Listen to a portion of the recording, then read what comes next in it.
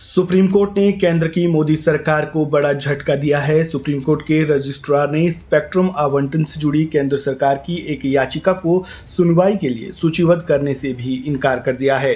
अपनी याचिका में केंद्र सरकार ने कुछ स्पेक्ट्रम को बिना नीलामी के प्रशासनिक आवंटन करने की अनुमति मांगी थी। केंद्र सरकार ने स्पेक्ट्रम आवंटन से जुड़े 2012 के सुप्रीम कोर्ट के आदेश पर स्पष्टीकरण के लिए ये याचिका लगाई थी।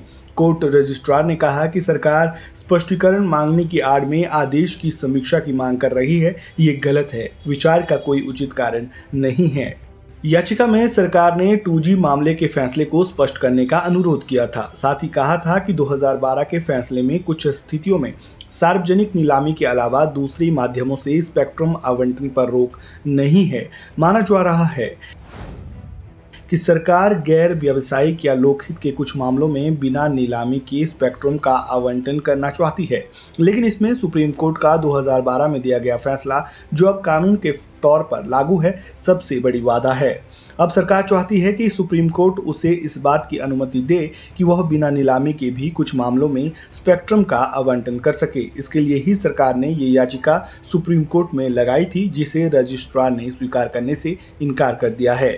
अंग्रेजी अखबार द हिंदू की एक रिपोर्ट के मुताबिक स्पेक्ट्रम जैसे दुर्लभ प्राकृतिक संसाधन निजी कंपनियों को सिर्फ सार्वजनिक और पारदर्शी नीलामी के जरिए ही आवंटित किए जाते हैं। इस मुद्दे पर सुप्रीम कोर्ट ने 12 साल पहले 2G स्पेक्ट्रम मामले में अपना ऐतिहासिक फैसला दिया था, जो कि अब कानून के रूप में लागू है। सुप्रीम कोर्ट का ये आदेश 2G घोटाला सामने आने के बाद आया था। सुप्रीम कोर्ट ने 2 फरवरी 2012 को दिए गए अपने फैसले में जनवरी 2008 में दूरसंचार मंत्री ए राजा के कार्यकाल के दौरान अलग अलग फर्मों को दिए गए 2G स्पेक्ट्रम लाइसेंस को रद्द कर दिया गया था। तब से सुप्रीम कोर्ट के आदेश के मुताबिक ही स्पेक्ट्रम का आवंटन पारदर्शी और सार्वजनिक नीलामी के जरिए किया जाता है।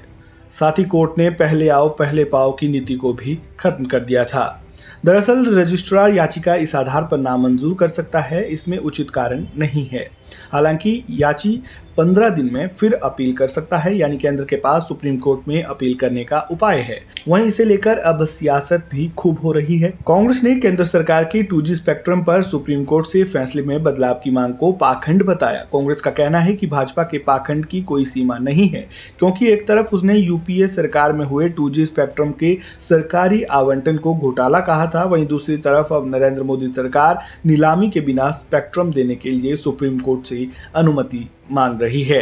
इस खबर में फिलहाल इतना ही। खबरों से जुड़े ताज़ा अपडेट के लिए बने रहें वन इंडिया हिंदी के साथ।